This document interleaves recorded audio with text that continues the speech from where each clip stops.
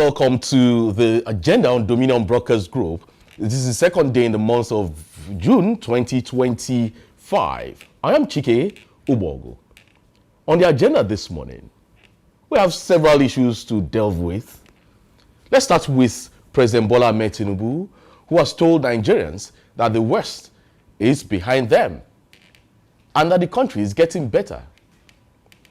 Well, in a speech to mark the end of his second year in office, he made this statement.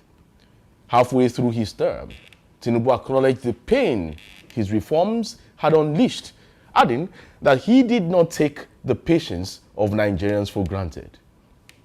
President Tinubu therefore appealed to Nigerians, saying that the economy is recovering and there is light at the end of the tunnel. Let's get to listen to President Bola Ahmed Tinubu this morning. Well, he made this speech at the commissioning of the 30-kilometer Lagos-Calabar coastal road. Let's get to listen to him this morning.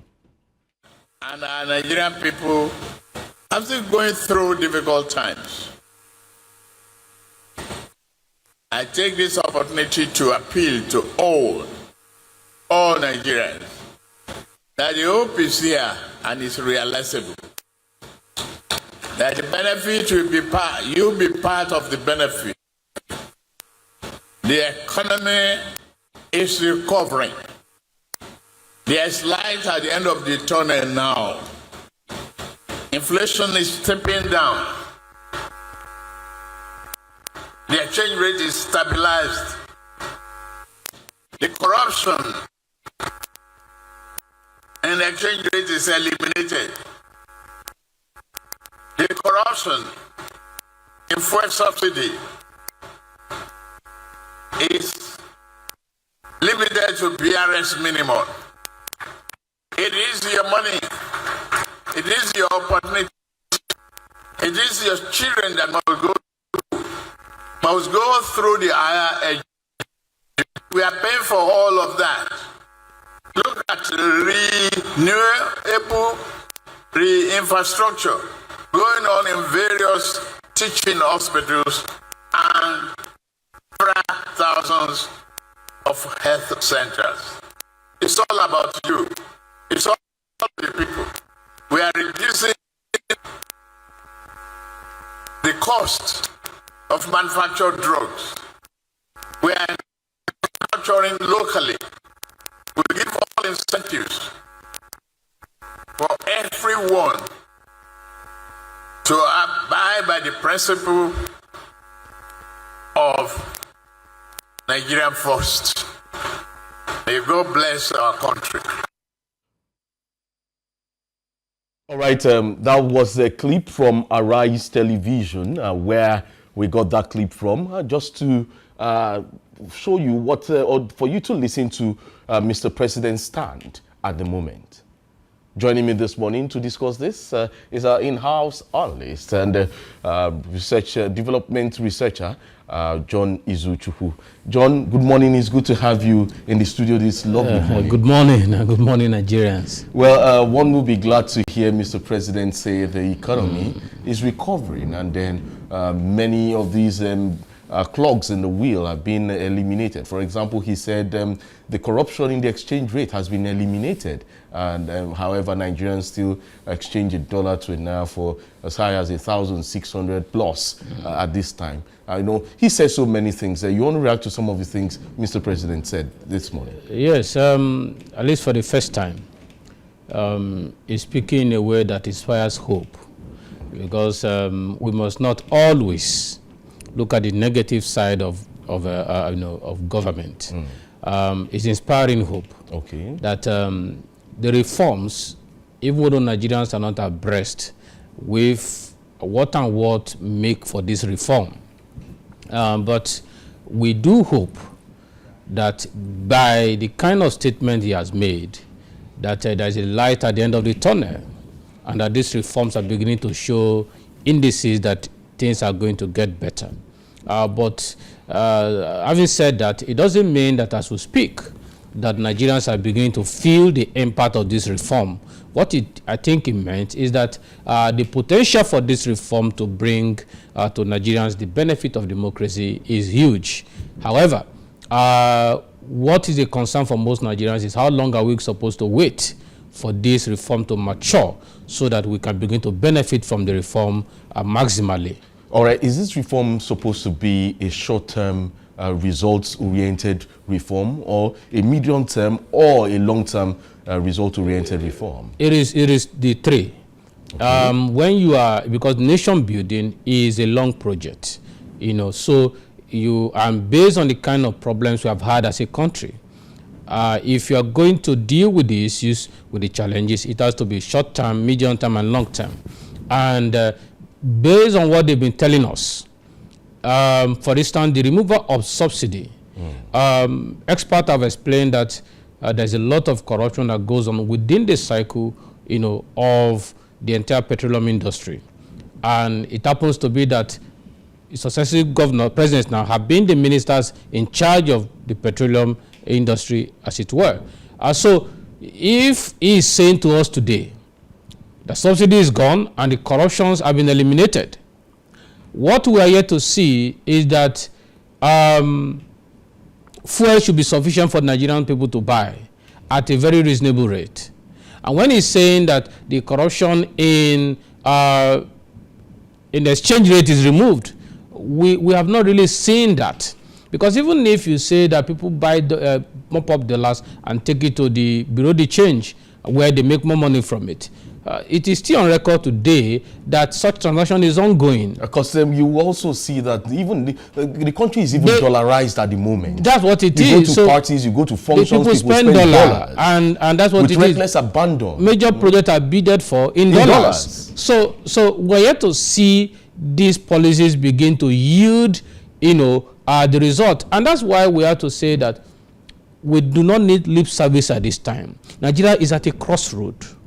We need people that will be honest enough to look at the issues and deal with it, than to give us, yes, hope is what we live by. Because as a human being, challenges are bound to come to your ways, but we need to be hopeful. However, hope deferred, even the scriptures says, it maketh the heart sick.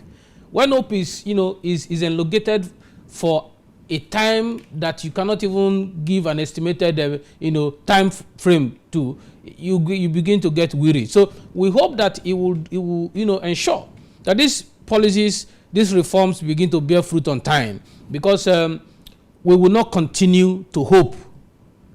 You don't go to school and then tell the parents tell the school, where your children attend, and tell them, oh, we are hoping that we will pay. They won't get to hear that from you. So the government has to do something. But let's give it to him and hope that things are really going to get better as he has promised. All right. We'll be moving on to the other discussion this morning. Well, the agenda has been set, let's give ourselves hope, and let's be hopeful, and be patient enough for the reforms of Mr. President to come to fruition. Well, a former Rivers State Governor and Minister of Works, Rotimi Amechi, says he and other opposition politicians are as hungry as every Nigerian. They're using the word every. Well, urging the opposition to unite to seize power from President Bola Tinubu. Amechi spoke at his birthday lecture in Abuja on Saturday.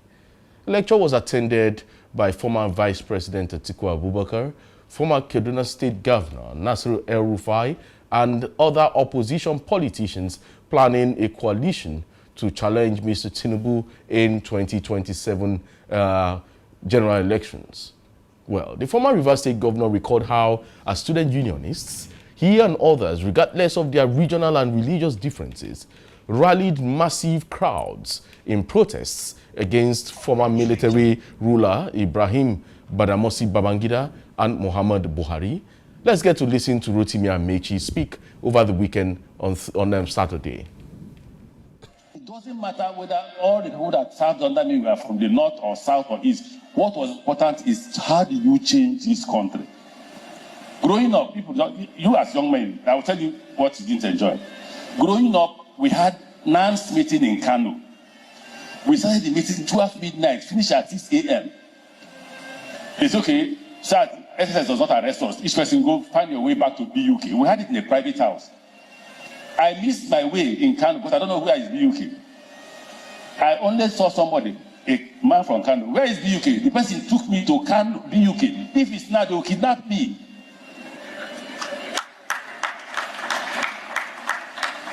Look, a ordinary northerner who is a Muslim has no problem with the ordinary southerner who is Christian. It is when it comes to election, they will tell you, so let them show you in Islam, where it says, don't say with a Christian. They cannot show you. They will only do that and say, this man is a Muslim, go for him. Now you have Muslim ticket. Let Muslim market come out now. It can't. We are all hungry. All of us are. If you're not hungry, I am. You may laugh. So for us, the opposition, if you want us to remove the man in power, we can remove him from this power. When we are students, we organized the Taisho Larin protest against Babangida. We organized protests against Buhari. And believe me, there was no north and south in the students. The protests that shut down ABU, University of Nigeria and Soka, University of Lagos and all that, the meeting took place in Kano. When we finished the meeting at night, everyone was told to go back to his school and mobilize school. Once the NAS president addressed a press conference, all of us were on the street. You will see a northerner, young, handsome northerner, with a young, handsome southerner, feeling free and eating the same kind of food. Today, we are poisoning the minds of our young men. Even them can't even liberate themselves. We were able to liberate ourselves. Whatever I am today in terms of radicalism is Dr. Chidamota. Because if you read sociology of literature, it's about Marxism. It's about socialism. All right, Rotimi Amechi there speaking. John Izuchukwu, the former governor of Rivers State, says he is hungry like every other Nigerian. Are you hungry? Well, I think he may be hungry, but not for food. Are you hungry? I'm not hungry. Okay. He may be hungry for power. Okay. He wants to get back into power because it seems as if he's losing relevance. Okay. But again, of course, he's just been, I think he just but let's look at metaphorically. The message. Let's look at the message this time around, and let's leave out the messenger for now. Yes, he's speaking metaphorically. Okay. But you see, the truth is that there is hunger in the land, and Nigerians are hungry. But again, this is a coalition of people who want to take power. It's not as if they have the best interests of Nigerians at heart, because it is still the same politicians who are trying to change nomenclature. The same set of people with the same ideology. Nothing has changed, because I do not think that a chameleon will change overnight. So it's the same people, and nothing really has changed, with them. But again, it's important also that we take a few things you have said, and that one of it is the virile and strong student unionism, to tell you that when Nigerian young people wake up from the slumber and from ethnic and religious bigotry being peddled by Nigerian politicians and take the destiny of our country into their hands, the possibility of liberating Nigeria is there. Because, you see, every revolution today, anywhere in the world, in history, began with a disenchanted, disgruntled young people who do not believe that the status quo should remain.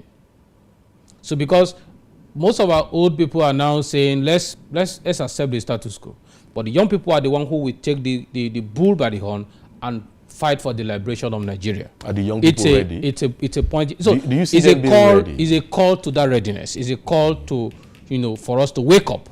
Well, and then, is Rotimi Amechi in the position to make that call? Yes, because he has benefited maximally from student unionism. Okay. Rotimi Amechi is one of the luckiest Nigerians ever. Okay. He left school, became member of House of Assembly, became the Speaker, became governor 2 times, and became Minister of Transport for 8 years. I mean, he's one of the most blessed Nigerians. Nigeria has served him. But unfortunately, you cannot talk about how much you have done for Nigeria.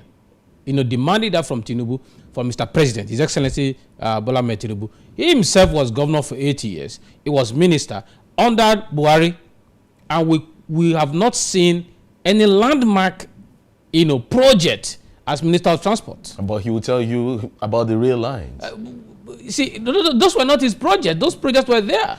But before he came on board, somebody had to complete it. And even the one he did from Nigeria to Niger, what economic benefit is that to Nigeria? Somebody had to start something, and then another person had to finish what it. economic benefit is the rail line from Nigeria to Niger? Well, bilateral it's trade, nothing. International trade. Which bilateral? How many?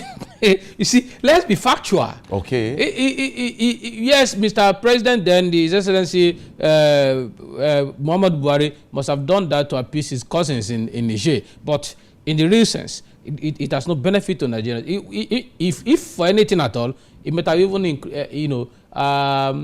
might have even provided a new route for insecurity.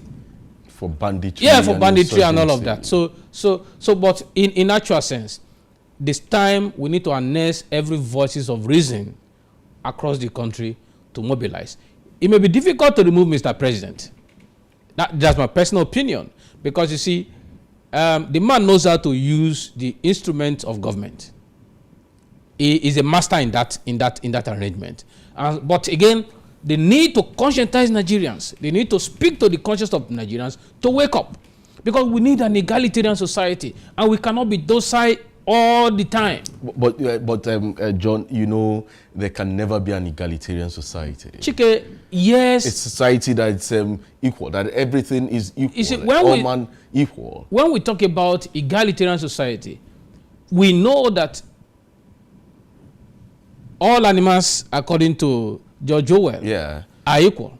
But some animals are more equal than the others. But what we meant, what is actually, meant is that the disparity level will not be as much as this. Well, if you go by Karl Marx's doctrine, you find out that what you're trying to talk about, you see, when we have an egalitarian society from that point of view, then you're looking at socialism, and socialism is not even part of the world order at the moment. Yes, even this capitalism that we are practicing, even though experts have said that what we have is not even capitalism in its entirety. Yeah. But let's look at it that we are practicing capitalism.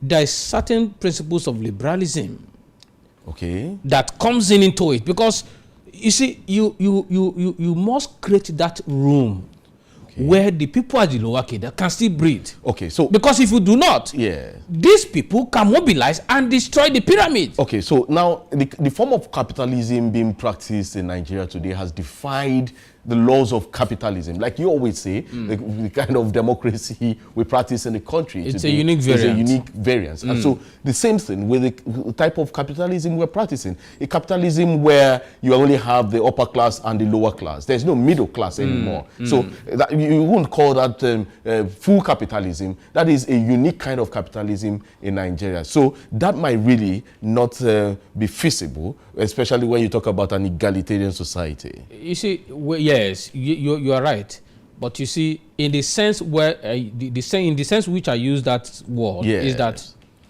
a society that still cares for the have-not, because you cannot want to be one Dangote and everybody under the rest of us are downtrodden. We will pull you down. That's what it is, because a time is going to come when people will run out of patience. How would they care? They will run out of the time. How would they care for the have-nots when there is no middle class? You see, so they see there was a society. They see you on the basement and they are on the 48th floor. So that kind of arrangement is not sustainable. Right. It's not sustainable. They know that if there's enough critical mass of Nigerians are conscientized, that arrangement will not be sustainable. So, and that's what we are saying. We want Nigeria to work. We want a country. You see, Chike, if you have gone out of this country before, you will know no place is as beautiful as this country. I mean, this country, you can drive by 12 a.m. There are beautiful places. Chike, I'm saying that, you see, I value my liberty. Yeah, I value my freedom. Yeah. This country. You value your identity. This country. Yeah. If an average Nigerian can make ₦1 million in a month, That's barely $1,000. Chike, most Nigerians won't leave Nigeria. That you have an income of $1 million naira, $1,000 every month. What are you going to do? You are just going for vacation. Nobody's going to leave because So why can't they make that amount of money in a month? A few persons are making it. But what I'm saying is, if we can create an economic structure where a lot of Nigerians are pulled out of poverty to that level. And you know the way we operate as Nigerians. Once things are working for you, other people will be benefiting from it. That's how the Nigeria works. Don't you think if that works, the rich won't breathe anymore? It is a myopic kind of thinking. Especially when you look at the structure. It's too the parochial. economic structure we practice in Nigeria. Yes, it's too parochial to think like that. They feel that if they lift the poor out from poverty, that they won't breathe. You know, there's this competition, this class struggle, you know. Chike, if, for instance now, if we do not deal with insecurity, if you are alive for the next 10, 20 years, the possibility that Nigeria may not exist to be there. So it is not to their own advantage. All that they are building can be ruined in one day. Have you read what happened in 1983 when people went on rampage? I grew up in Akure and I knew facilities, built big facilities that were burned down, and for many years they were never renovated. What that tells you is that you can destroy your labors for 50 years in one day, because people may come and say, we are tired of this, I want to fight it. But the people feel they are being destroyed. The time is ticking. And if we're not careful, it may come sooner than we expect. And so that's what we're saying. We need that system where everybody can be brought together, and then we can start growing up together. All right. Meanwhile, former Vice President Atiku Abubakar has accused the current administration of deliberately using poverty as a political weapon, claiming that economic hardship is being manipulated to control and suppress the population. Atiku spoke on Saturday in Abuja during the 60th birthday lecture of former Rivers State Governor Rotimi Amechi. And the theme of that lecture is weaponizing poverty in Nigeria. Atiku Abubakar here. I want to amend a little bit of amendment and state organization of poverty. Why I say so? When I was growing up in the north, the most prosperous city or state was Kano State. The most prosperous. And incidentally, as soon as I finished my secondary school, my first location was Kano State. I never saw people sleeping outside. Then there were no villages of flyover. I never saw people sleeping outside or outside the shops in Kano State. Recently, people were all over state sleeping under the bridge, on the streets, who are driven out by poverty and insecurity. There is a state agency in Kano responsible for providing succor to such people. And they started doing their work and enlightening people and removing people from under the bridges and outside on the streets. What happened? They were called to Abuja and they were told to stop it. That is why I said I wanted to amend the topic of today to add state weaponization of poverty.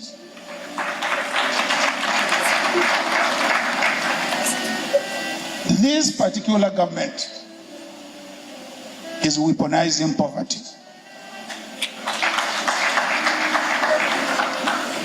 You may call me a conspirator, you may call me anything, and that is why we are in this alliance, to make sure we don't allow them to continue weaponizing policy. Of course, one of our star conspirators is Governor Rotimi. All right, that's the former Vice President of the Federal Republic of Nigeria, Alhaji Atiku Abubakar there, talking about this present administration weaponizing poverty. Well, John, you listen to him, and it's like the coalition is getting stronger by the day. When you hear the political juggernauts that are coming together to form that coalition, all in a bid to unseat the present president. Yes. You see, we need to call a spade a spade. Atiku Abubakar didn't come out under Buhari to say that Buhari was weaponizing poverty, because 76% of Nigerians were thrown into multi-dimensional poverty under His Excellency Muhammadu Buhari. Well, under the former president. He didn't come out to make any comment. Because you want to ask again, what's excellent about the excellency? You can't take away the fact that he was once Nigeria's number one citizen. Yeah, former president. It's still excellency. How excellent? Because you can't see him and address him as you must address him as he's an excellency. Whether we like it or not, we may not like his politics and his person. Personally, because I know he threw up nepotism to a point where it was a concern for Nigerian unity. But again, I think that the South need to put themselves together. This is my thinking. Does it make any sense that a Tinubu rules for 4 years and another Southerner rules for 4 years? I'm just thinking, because the North are up to something. And those who are forming this coalition need to also remember that you need to also put to account your regional interest and your personal interest.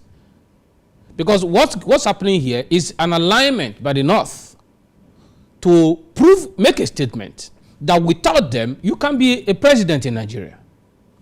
So if the North supports you, because if this succeeds, they are going to make a statement in black and white that without us, nobody can be president. And if we allow that to happen, it will mean that we have enthroned them permanently. And you see, in democracy, we must be wary of certain precedents. So because if you set this as the precedents, it may continue. And the North has this history of always trying to advance their own cause above the cause of all other Nigerians. And so we need to look at this before this coalition takes place, because even the people forming this coalition, Mechi was there. He was among those who formed the coalition to remove Jonathan, who is a Southerner. And now he's also working toward the same path. Are you seeing a flock of confused politicians? Chike, they're not confused. They are playing a game. And they are the ones shouting, let us remove ethnicity and religion. But they're using the same tools now in this game. So the confusion I mean is that these are people who are trying to play a game of gamble, trial and error. We have worked together to unseat Jonathan, and we brought in Tinubu. Let us work together to unseat Tinubu.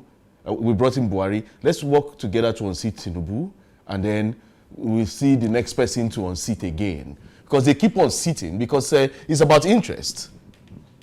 That's what it is. You see, that's what I'm saying. You see, if Nigerians allow them to succeed with this, they would have established a pattern. And they may continue to repeat it. Because, yes, Mr. Tinubu may not have done excellently well. But this is 2 years, for crying out sake. Buhari was there. 4 years, there was no coalition to remove him. Because, when we think Nigeria, we must not forget that Nigeria is a complicated country, founded on falsehood. And so, we cannot exonerate the fact that ethnicity and religion are major tools that are weaponized again and again, using different shade to weaponize it. And so when you see them talk about, when I was in the Student Union, there was no discrepancy between a Muslim and a Christian, an Igbo and a Fulani guy, that was then. They are the same people who have weaponized it. And now, I cannot say that I benefited anything from this government, but I'm of the opinion that we should not allow these trends to be established. If we do, we have given the North an advantage. They will always mobilize to remove a Southerner. And you may not even, what may happen eventually is that the North may rule even more than their own 8 years. Because what it will mean is that if they can have a little vote from the South, they can mobilize themselves, and then at the end of the day, establish themselves permanently, which is what democracy abhors. So I think that whatever Nigerians are doing, we should not allow them to cow us. We should put on our thinking cap and look at it critically. Are these reforms on the long run going to bring fruit for our country? If it is, we should endure it. We have endured 2 years. Let's see what the 4 years will be, and then we not take a decision. But for them who are looking for how to get back to power and then build their own hegemony, continue to benefit from Nigeria, not them giving back to Nigeria, I don't think we should allow it. All right, the former Emir of Kano, Mohammed Sanusi Lamido, looked at it from the insecurity point of view. He was at that event. He lamented that Nigeria is currently engulfed in a serious insecurity crisis, with bandits residing in many communities. Sanusi stated that Nigerians are living alongside bandits and Boko Haram insurgents. He also attributed Nigeria's multidimensional poverty to the failure of its leaders. The former governor of the Central Bank of Nigeria criticized the country's elites for being unaware of the extent of poverty afflicting Nigeria. Let's get to listen to the the Emir of Kano there and the former CBN governor. Event and to have the opportunity to say a few words. Let me begin on a personal note by congratulating Governor Amici on achieving this milestone. He's a friend I've known from his days as Governor of Rivers. I would like to wish you happy celebrations and many, many more years of service to our country.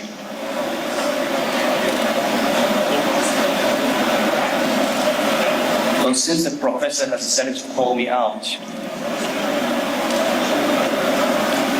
the reality about poverty in Nigeria is that many of the elite really do not even know what poverty is. A lot of the time we talk about these numbers. The example the professor gave was a very potent example. In all my life as an economist, as a banker, as a governor of the central bank, I looked at these numbers. X% of Nigerians live on less than $1 a day. X% of Nigerians in multidimensional poverty. And the numbers are bad, but you don't know how bad they are until you actually go and look into the eyes of poverty. The case of that lady was an eye-opener for me. I did not know poverty until I became an emir. When you actually go to a village, see the water they drink, see the house they live in. When you're told there's a primary school in a village and it is a 2-classroom school without a roof and without a teacher. When you see malnutrition and you see their children, how they look, then you understand what poverty is. And the reality is, even the poverty we see in the urban areas in Kano or Lagos is nothing It is nothing. You actually have to go where the majority of our people live to know what poverty is.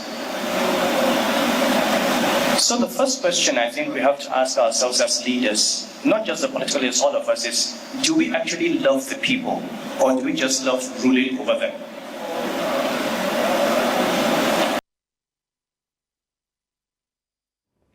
Emir Sanusi there. Well, his statements at the Rotimi Amaechi's birthday celebration, well, they are just a continuation of his long-standing concerns about the Nigerian state. He says, until you stare poverty in the face, you don't know what poverty means. Well, that's hypocrisy, because he himself, he knows that he has also contributed to the current challenges Nigeria's, the country is facing. Because, yeah, hold on. You see, under Jonathan, he was busy raising false alarm of what was never happening, which was part of the propaganda that removed Jonathan out of office. So, you see, this elite, Nigerians need to wake up to know that they have an agenda. The moment one group is losing out, they are regrouping so they can remove the other group who is in power. So, but is poverty pervasive in Nigeria? It is. And it didn't just start today. Nigeria as a country is blessed, is rich, but Nigerians are poor. It's not a mantra that started today. It's been there even since 1960, since we got independence. So, but if you ask me, how do we deal with poverty? If we would deal with poverty, just like he has rightly said, we will need leaders who will not just be interested in ruling over the people, but will love the people. Because it makes no sense that you are driving, in the city of Abuja, and you see children who are out of school everywhere on the street. Not because they can't go to school, but because their parents can't even buy the exercise book, can't buy uniform, can't buy sandals for them.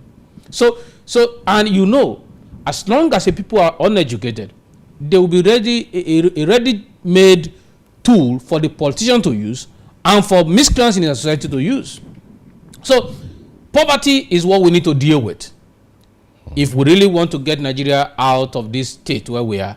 Because it's not today. Since I was a child, we heard, the Nigerians live below $1. That was as at then when dollar was even 160, 200, not to talk of today.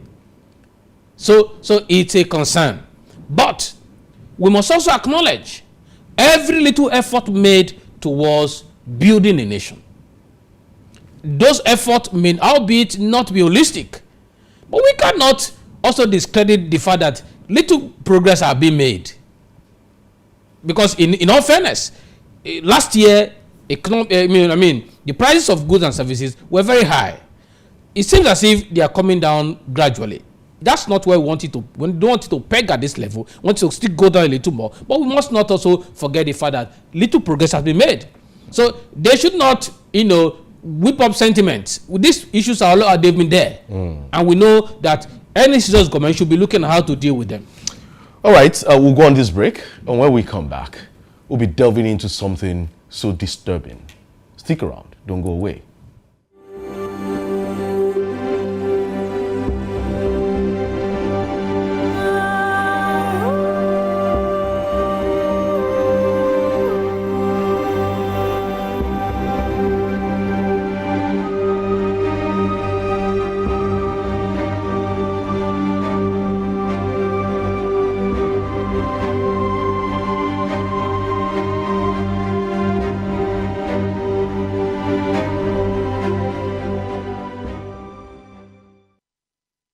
Welcome back from that break. Let's move to some disturbing trend in Ibadan, the Oyo State capital, where children are currently being used as gangmen for waste trucks within the Ibadan metropolis. A disturbing sight that I just hope that the Honorable Commissioner for the Ministry of Environment will urgently address. I saw these kids. Myself and my team, we have a team of concerned environmentalists in Oyo State who are in the media. I'm also part of them. We saw these kids. It was so disturbing. Let's get to watch a bit of what's been happening on the streets. This was captured yesterday.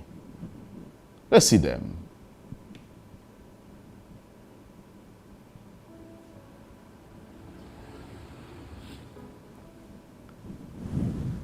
This is so worrisome, John, if you see the PSPs where these kids, it's so worrisome. You see the PSPs, that's where these kids are, engaged in waste, picking up waste. They are gangmen. And then you can imagine the extent to which this has been happening. We only saw this yesterday. What about other places?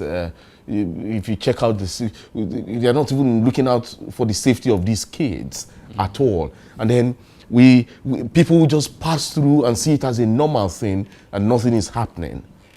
Are you not worried? Yeah, we should be worried. UNICEF statistics as at 2024 revealed that 20.3% or 20.6% of children in Oyo State are out of school. 20.6%. That UNICEF report for 2024, and it makes it the highest in the entire Southwest. So Oyo State has the highest number of out-of-school children in the entire Southwest. That's worrisome for a state that hosts a major university in Nigeria and several other universities and higher institutions of learning. I know that the governor has done considerably well in terms of education. They brought in new policies and all of that, which I've also looked at in the past. However, much has to be done to get most children out of the street. Now, child labor is a crime. Because what you are seeing there is child labor. That those young guys should be in school. They should be somewhere they are learning a trade or something, or technical school.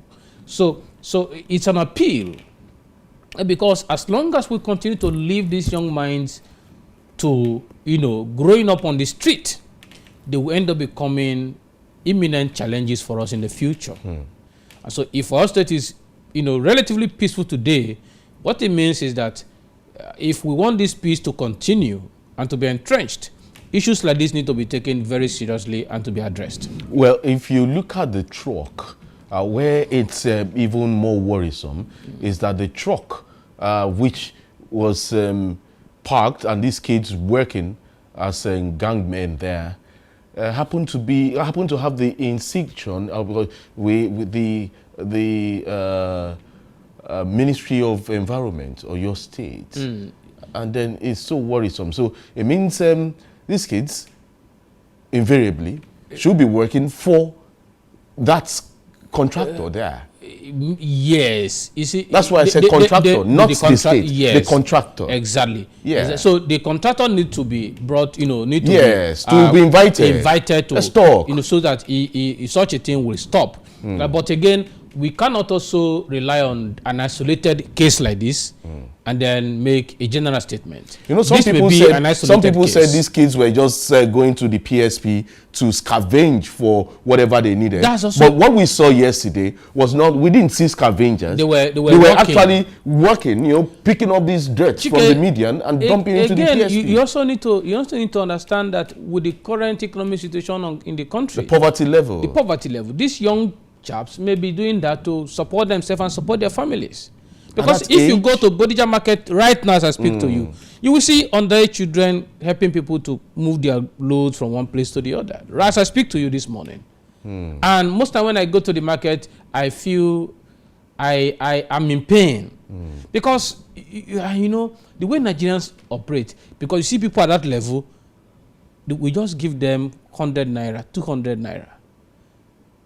And it pains me because you ask yourself, how long will this person do this?